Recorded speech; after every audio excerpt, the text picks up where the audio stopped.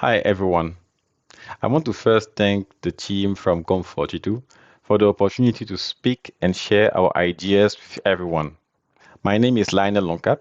I work as an independent DevOps and cloud engineer.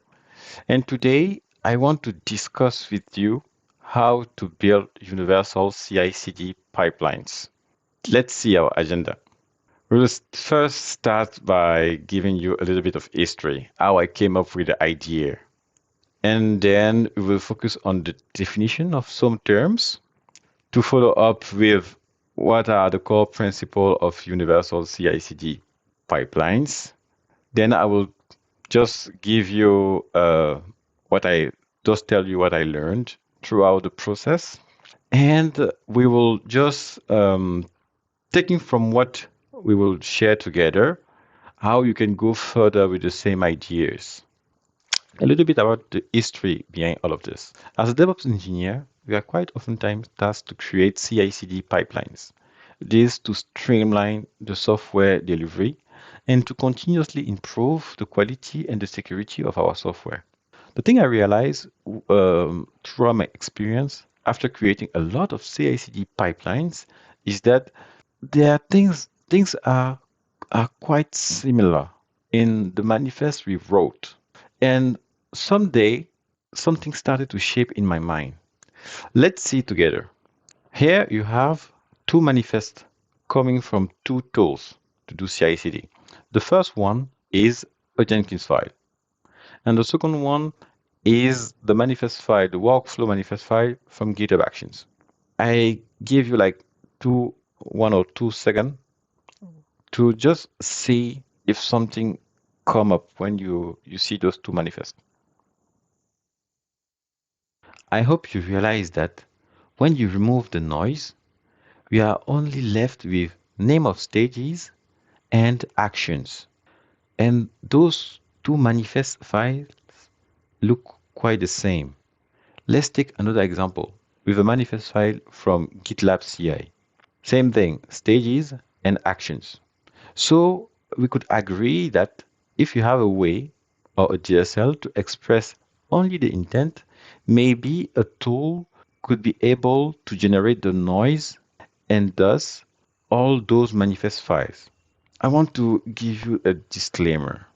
Those ideas are free to use everywhere. So don't hesitate to copy and steal from those ideas because I really think that they will provide value. Let's see some definitions. I know everyone knows the definition of CI/CD. CI/CD stands for continuous integration and continuous delivery. Sometimes we use continuous deployment to include in CI/CD, but those practices are very separated. But throughout the talk, when I said CI/CD, feel free to think about the three. So continuous integration, continuous delivery, and continuous deployment. Let's see the definition of CI/CD pipeline. A CI/CD pipeline is a workflow first triggered by any means to automate every steps or activities involved in the delivery of a fit for purpose, that is functional requirements, and fit for use, non-functional requirement software. Sometimes CI/CD pipelines look like this. You have a trigger. The trigger makes sure it's done. You come up with the source stage, and then the build stage. We do some tasks here for going forward to the test, publish. We face the quality gate.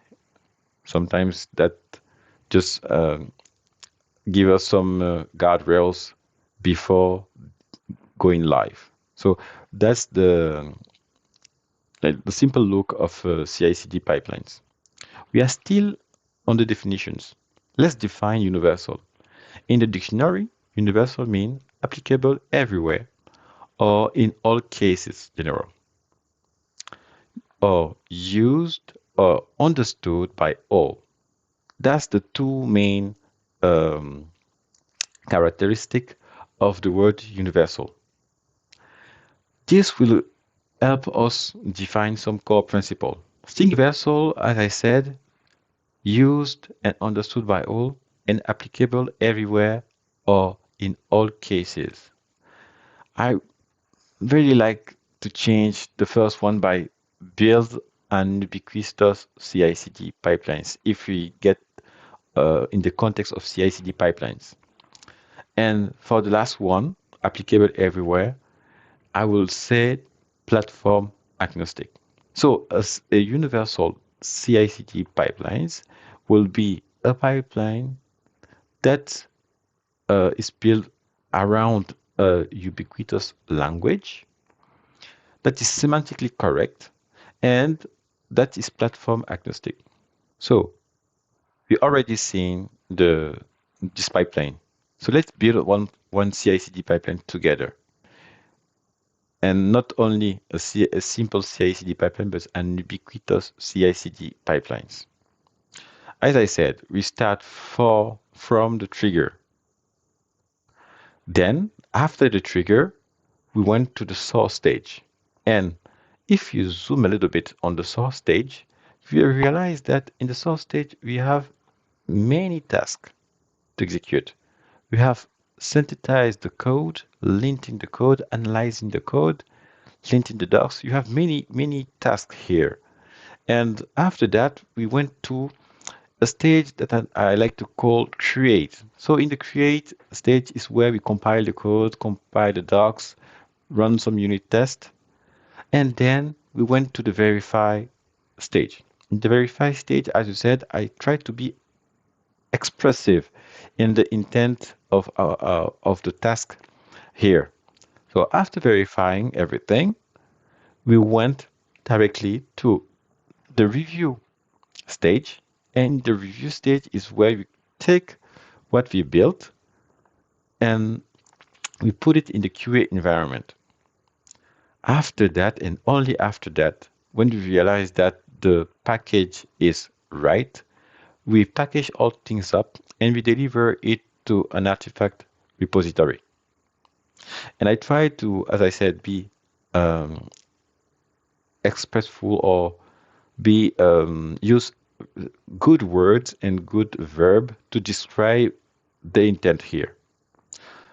Those to summarize that that's how a ubiquitous CI/CD pipelines will look quite expressive, and everyone that even know how things work could understand the pipelines without going into the implementation details. So after the delivery is where continuous integration and continuous delivery stop. And we have like an approval, manual approval, that will forward us to another stage, which is putting everything live. And we have the same task at the end. So that's the whole idea. And continuous deployment only means that we remove the manual approval. So that's the ubiquitous CI/CD pipelines.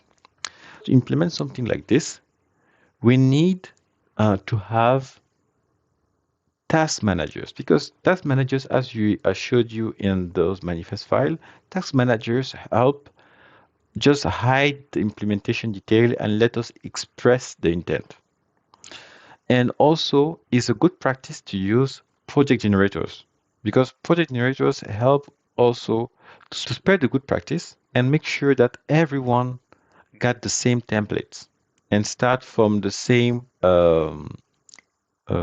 basis. From those two requirements, my own preference as a task manager, I use Make, and from project generators, I use Progen. Progen is the project behind the AWS CDK, and it differentiates itself from other project generators because other project generators got the same ideas. I take my template and I generate a project from the template. This works at the bootstrapping phase at the beginning of the project.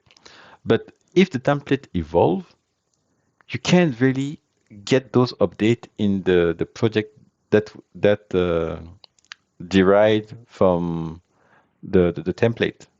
So where Progen shines is that it keeps your template in sync with all projects that were generated from that template.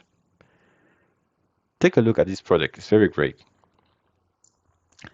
Then, to build those ubiquitous CI/CD pipelines, you have to shape your project and being a little bit disciplined about how you use your task managers. This example, I will show you how I use Make to implement those, to make my task more expressive, so the action part. And there I have a make file, and the make file is quite empty. The only thing is there is that I include all other make that are present in the task folder. So I split every actions, every steps in those make files, and those make files are only generic because what the only thing they are doing is calling the script that is on the script folder. That's a little snippet of how to do it. And so I use this shape to produce my manifest. Let's take a look of a manifest from GitHub Actions because I really like GitHub Actions. So you see, I just put my task and they represent the intent of what I need to do. And those instructions will forward everything to the script that could be written in any language. So you see that we have something that is quite expressive, and everyone coming to the project without knowing the implementation details could understand the goal of our workflow. And that's the end goal of building very an ubiquitous CI/CD pipeline. The second principle of a universal CI/CD pipeline is that it should be platform agnostic. So when you reflect on that, being platform agnostic will mean that we will have a manifest file that will help us define our workflow. And also, you have to have something that will be well integrated into all the CI/CD platform on the market, and that will work on every platform. And what I realized that I found a real project that could do this, and it's Dagger.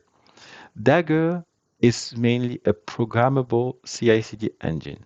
By programmable CI/CD engine, I mean that you could create not the entire manifest file, but the main part could be written using either Q, Go, Python, Node.js, and maybe a lot of other languages because they created a SDK pair language to communicate directly with the Dagger engine.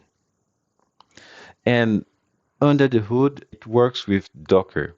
So it ensures that your pipeline or the thing you express using those SDK is also portable from CI to CI. Let's see on an example. You can scan the QR code to go to the project. You will see in this project something that looks similar to what I showed you. Here, I didn't implement any task managers. I just wanted to show you how I use Dagger to program my CI/CD workflow. So in the task, you have one task, which is the script. Oh, this is my pipeline being programmed in Python. I won't show you the implementation because it's not important for now.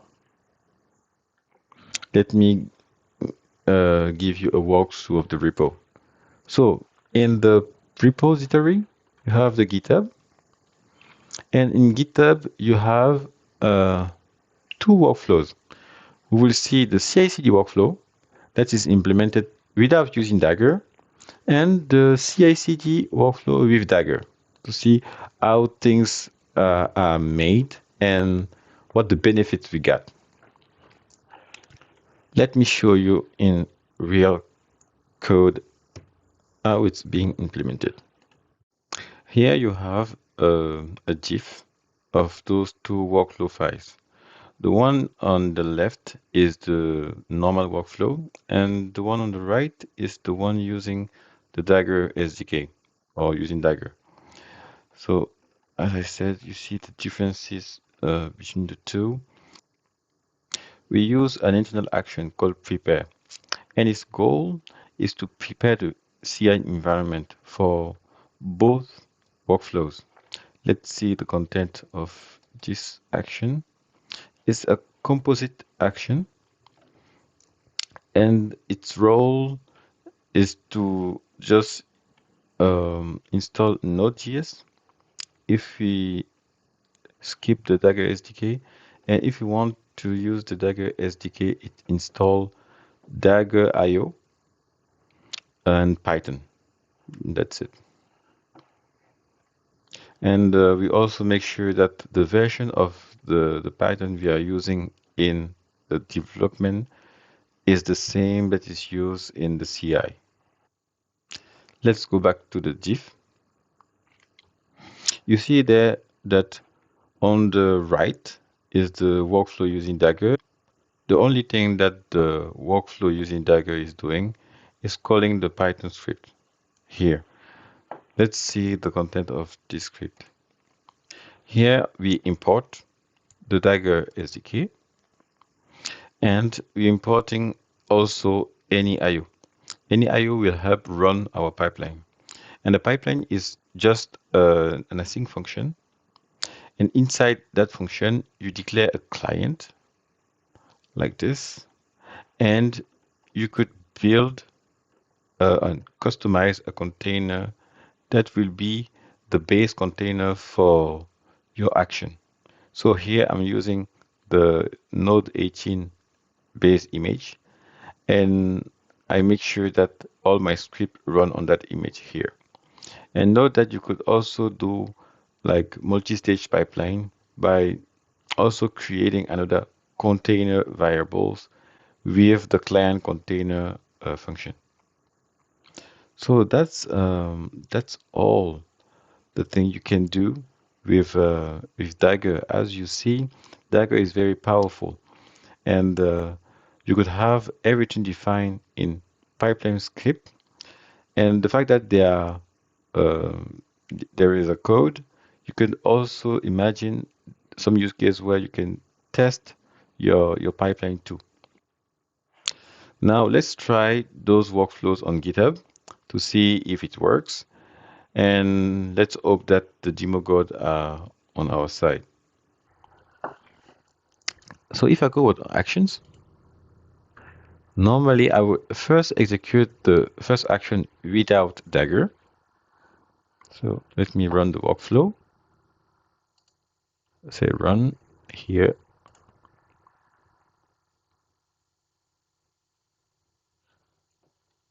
So the workflow will start, and it will execute all the steps I showed you before. So for one of those steps, if I go directly to the workflow,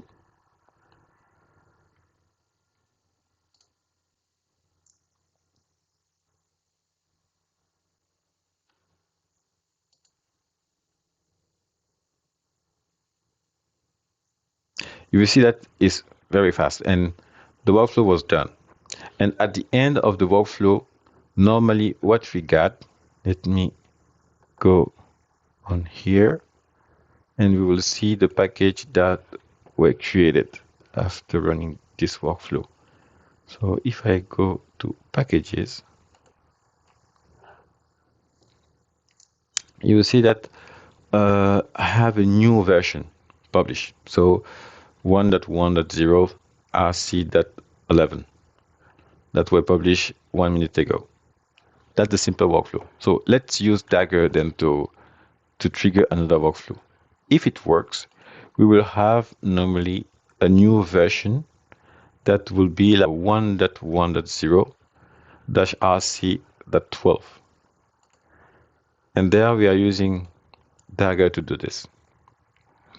And that's what I was saying. Dagger very shines there because you can also create like multiple containers as code and just forward the output from one container to another one. And everything in the code, the workflow succeeded. And you see the workflow is simple.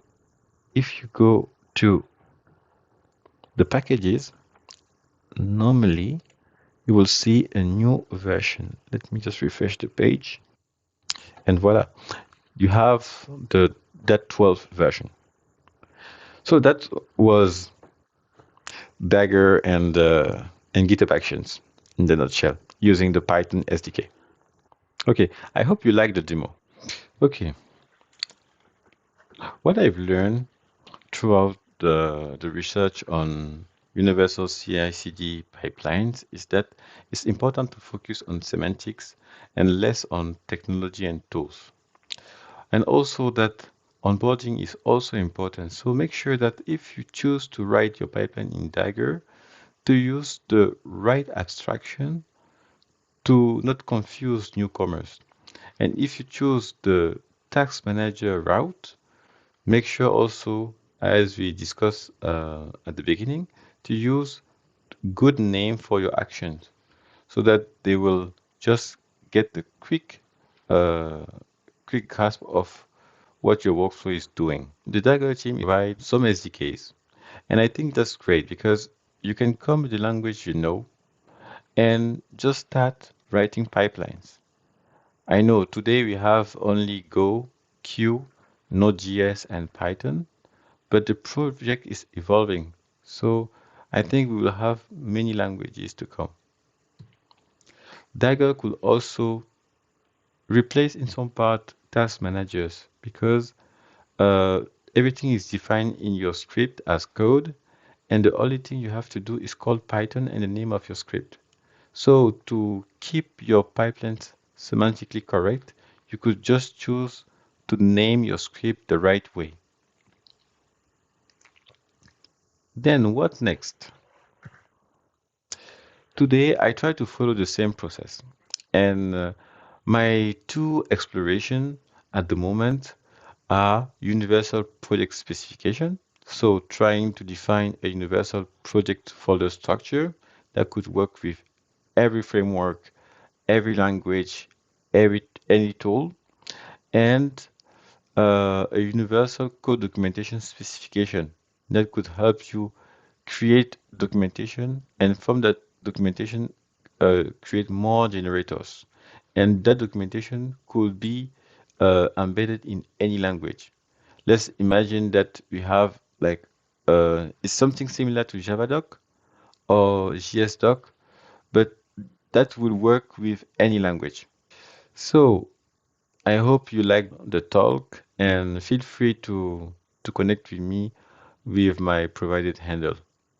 Thanks a lot for your attention, and I hope that you will enjoy the conference. Bye.